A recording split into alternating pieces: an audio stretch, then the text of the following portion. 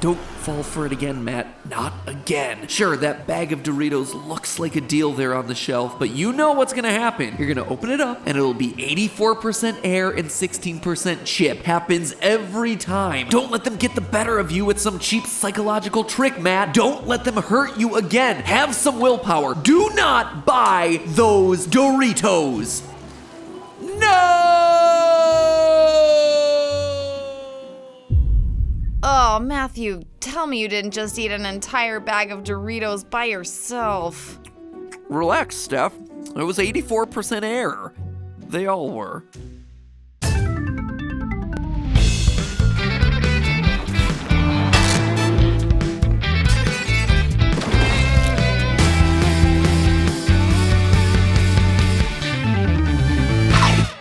Internet, welcome to Food Theory, the show that's here to crunch the numbers that matter most to your stomach. Friends, of all the first world problems out there, there are exactly two that I believe should be upgraded to the rank of actual problem. One being that pizza boxes are too large to fit inside a normal refrigerator, and the other being the outrageous amount of air inside of chip bags. And yes, it is indeed outrageous. We went ahead and tested it. Busted out old water displacement method and everything. We found the average volume of sealed Doritos bags to be 3,274 milliliters. Meanwhile, the average volume of the chips with all the air vacuumed out was just 525 milliliters. That means 84% of what is inside that bag is air. 84%. Wrap your head around that one, friends. That is the equivalent of having a microwave delivered in a refrigerator box. Like, why? Why are chip manufacturers so incredibly wasteful with their packaging? Why on earth would they willingly pay for more packaging material than necessary to shoulder the cost of shipping air all across the world? They could easily ship the same amount of Doritos in a bag, half the volume, so why don't they simply do that and pay for half as many trucks? Surely there is a reason for this that makes dollars and cents, which leads me to wonder, are chip manufacturers using deceptive packaging to trick consumers into paying more for less? Like how those seemingly huge chocolate bunnies you get around Easter always wind up being hollow, or how the pepperonis on frozen pizza always seem to be denser when the packaging is clear. On the other hand, maybe Frito-Lay actually has a good reason for selling us bags filled with mostly air. And if so, I am all ears. Hollow, chocolatey ears. But we need answers, and that's why today Food Theory is rolling up its sleeves, getting its hands dusty, and carrying out an experiment that'll answer this chippy little question once and for all. Are Doritos bags fair, or are they full of hot air? Not to go all clickbait on you, but the answers are actually really surprising. Now, an important thing to note about the quote-unquote air inside of a Doritos bag is that it's not actually air, it's truly nitrogen gas. Now, if that sounds like a dangerous substance for your food to bask in, don't worry, it's fine. In fact, 78% of the air filling your lungs at this very moment is nitrogen gas. Oxygen only makes up about 21% of the air that we breathe. Why fill chip bags with nitrogen gas, you ask? Because chips are actually able to stay fresh longer in an oxygen-free environment. O2 molecules like to create chemical reactions with all sorts of different partners, and these reactions are a big reason why food tends to go stale. N2 molecules, on the other hand, are more stable. They don't tend to react with other molecules nearly as easily. Plus, aerobic bacteria can't survive without oxygen, so that's a little perk of the job. Long story short, nitrogen gas plays a super important role inside your Doritos bag, but still gotta wonder, does there really need to be so much of the gas in there? Sure, chips may need an oxygen-free environment to stay fresh, but why couldn't nitrogen gas fill a smaller bag with the same number of Doritos inside? Appropriately sized bags can be oxygen-free too, you know. Which brings us to the other role that nitrogen gas plays inside our Doritos bag: slack fill. Ever notice how your chip bag is filled almost all the way, but it's never completely inflated and stretched out like a balloon? This is actually by design, and it allows the nitrogen gas to exist as a relaxed cushion around your chips, protecting them from damage during transport. Leaving the bag slightly underfilled prevents the bag from popping too easily, especially when it's traveling at high altitudes where atmospheric pressure is diminished. Now, I can definitely understand why you wouldn't want your bag of Doritos to pop before it gets to the store, and I also get how a pocket of air could help protect Doritos if something were to impact the bag, but what about if the bag gets shaken? Having empty space surrounding the Doritos seems to fly in the face of everything we know about safety equipment like, I don't know, seat belts, which are designed to keep passengers snug in place so they don't rattle around inside the vehicle during an accident. Maybe I'm just grasping at straws here, but I'm just not convinced that Frito-Lay would inject that much air into their bags just to make sure that the chips don't break. For one thing, nitrogen gas doesn't seem to be doing a heck of a great job protecting the chips from breaking. I sent field researcher Luke out to examine 3 dozen 9 1/4 ounce bags of Nachos Cheesier. By weighing hundreds of full unbroken Doritos, we were able to determine that an average Dorito chip weighs 1.81 grams. The contents of a single Doritos bag averaged 241.5 grams, a bit less than the 262.5 that they claim on the packaging, meaning that our Doritos bags would have held an average of 133 full unbroken chips when they were prepared at the factory. But by the time they made their journey from the factory to the grocery store and eventually to Luke's house, only 33.1% of the chips managed to stay intact. 67% of all the Doritos we bought were broken by the time that the bag was opened. This means that while a typical Doritos bag leaves the factory with roughly 133 unbroken chips inside, only about 33 of them arrive at the destination fully intact. 100 break along the way. And look, I get that broken Doritos aren't the worst thing in the world. It's not like we're talking about fine china or a PS5 that gets rendered useless when it breaks in half. In my experience, broken Doritos are just as delicious as unbroken Doritos, but still, 67% breaking strikes me as a pretty high casualty rate for a product that supposedly fills its bags with a special gas in order to prevent that very thing from happening. I just can't escape the feeling that at least part of Doritos' goal here is to trick consumers with oversized, deceptive packaging. And so, we designed an experiment to test whether all that extra airspace in the bag really helps, or if a different amount of gas might actually be more effective at keeping your Doritos intact. We began by gathering every single unbroken Dorito from all 36 Nacho Cheesier bags. It took a while, but luckily there were plenty of broken Doritos available to munch on whenever hunger struck. We then took 133 of those unbroken Doritos chips and sealed them away inside an empty bag. This, theoretically, is how a typical 9 1/4 ounce Doritos bag begins life in a factory, before any of the Doritos actually gets broken during the transport process. We called this one the average bag, since it was filled with the average number of Doritos. We made 2 other average bags, each with 133 unbroken Doritos inside, then sealed all 3 bags with 2,749 milliliters of atmospheric air, giving all of the bags the average 3,274 milliliters of total volume and the typical 84% air to 16% Dorito ratio. Yes, we took this way too seriously, but if we don't take it that seriously, who else will? And yes, just so we get everything on the table, we used atmospheric air instead of nitrogen gas, but we decided not to worry about it since keeping the Doritos fresh isn't a concern for this particular experiment. We then prepared a second set of Doritos bags much the same way, except we only put about half the normal number of Doritos inside, 67. We called this set of 3 bags the fewer chips bags since, pretty self-explanatory, they only had 8% Doritos by volume. Finally, we prepared 3 more chips bags, which contained, go figure, more than the usual amount of Doritos inside. Originally, we'd planned to put 266 unbroken Doritos, or twice the average amount inside each of these 3 bags, but we ran into a problem. The chips wouldn't fit. That's right, despite the fact that 266 Doritos takes up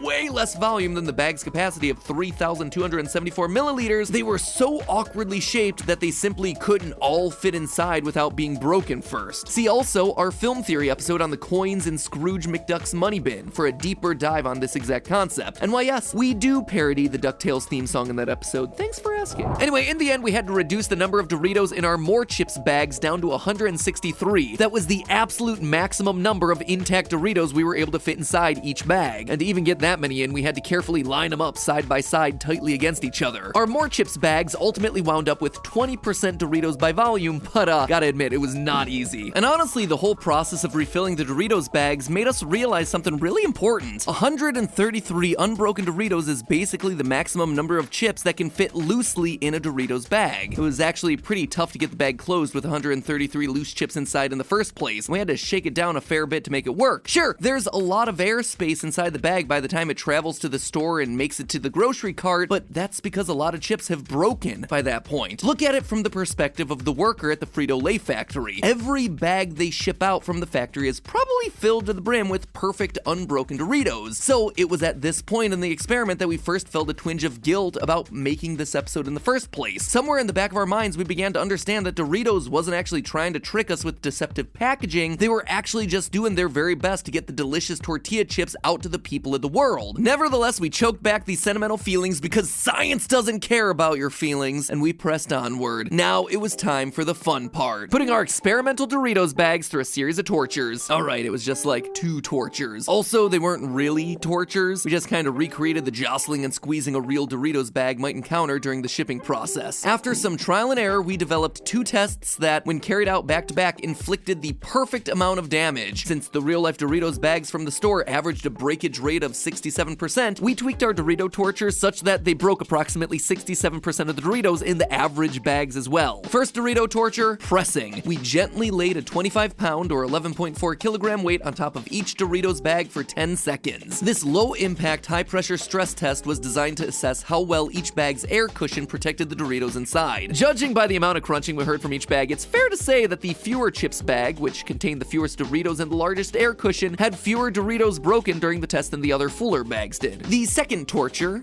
highly scientific test, was to drop the bags onto the ground from a height of 8 feet. This sudden high-impact trial was meant to test the seatbelt theory, that Doritos packed tightly into a bag are better protected than loosely packed Doritos. Finally, after all bags were dropped, it was time to open them up and assess the damage. First up were the more chips bags, and these guys had a rough time under that 25-pound weight. I wasn't expecting a whole lot of Doritos to be intact, and I was certainly right to think that. Of the 163 Doritos we packed inside each more chips bag, only 33 of the chips made it out unscathed on average, for a breakage rate of nearly 80%. Next, we opened up the average bags. By design, 33.3 chips per bag made it through our Doritos tortures unbroken, for a breakage rate of about 75%. So the average bag clearly outperformed the more chips bag. Not only was its breakage rate lower, but the average bag actually produced more unbroken chips overall, which is surprising since it had fewer chips to work with. Last but certainly not least, we had ourselves the fewer chip bags. Well, I guess they actually are least since they have the fewest number of chips, but whatever. I still think they're pretty great. Anyway, an average of 14.7 of every 67 chips made it through intact, giving the fewer chips bag a breakage rate of 78.1%. That's right, theorists, the average bag, patterned after the way Frito-Lay actually fills their bags in real life, performed the best, hands down. Packing more Doritos into the bag resulted in a higher percentage of broken Doritos. Placing fewer Doritos into the bag resulted in a higher breakage rate as well. The kicker is that the average bags produced an average of 33.3 unbroken chips per bag, the highest number of intact chips of any of our 3 competitors, period. So at this point, I'm busting out the couch and the sad music because this YouTuber owes Doritos an apology. Since the dawn of the internet, chip makers have been getting dragged for putting so much air into their chip bags, and I guess I got wrapped up in it all. Yeah, I'll admit it, when I first set out to make this video, I figured it would wind up being a bit of a takedown episode that showed how Doritos packaging is deceptive and doesn't actually help protect the chips. But the numbers are in, and Doritos straight up slapped me down on both fronts. Today's experiment demonstrates that the slack fill approach can't keep most Doritos in the bag from breaking, but the 84% gas to 16% chip ratio does cut down on chip breakage more than other fill ratios. So hats off to you, Doritos. I'm sorry that I ever doubted you. And hats off to our sponsor for today's episode, Noom. Steph and I have been using the health program Noom for a couple months now, and this thing is sneaky effective. It has this way of suggesting tiny little life changes that snowball into big, legit health improvements in our lifestyle. See, I'm not exactly what you call a diet person. I mean, clearly I'm not. I just spent the last week testing entire bags of Doritos. But gotta say, I have been really impressed with the simplicity and approach of Noom's program. Like the other day, the program suggested that I should just try working my favorite green food into my diet. Joke's on them, my favorite green food is green M&Ms. Booyah! No, but in all seriousness, it's broccoli, closely followed by asparagus. Seems too easy to actually work, right? And yet here I am 4 days later in the recording booth. I just finished eating breakfast and I worked spinach into my morning eggs for the 3rd consecutive morning. And I think that's because Noom's approach is different from anything I've tried before. They're really focused on disrupting behaviors and routines using proven psychology and cognitive behavioral therapy practice. And this is by no means the most impressive part of their program, not even close, but something that's been shockingly helpful for me is how it lets me track my water intake. I've been trying to get better about drinking water since forever, and this Noom is somehow getting me to finally do it. Anyway, if an app that uses psychological tactics to lead you to a healthier lifestyle sounds like your cup of tea, take your free 30-second quiz using my link in the description to get started today. So far, the program program's been really clicking with Steph and I. Who knows, maybe the fourth theory channel will wind up being fitness related, huh? Fitness theory? But seriously, just follow the link in the description to take Noom's quiz to get yourself started. Again, it is literally 30 seconds long and completely free. And while you're doing that, always remember, it's all just a theory. A food theory. Bon appetit.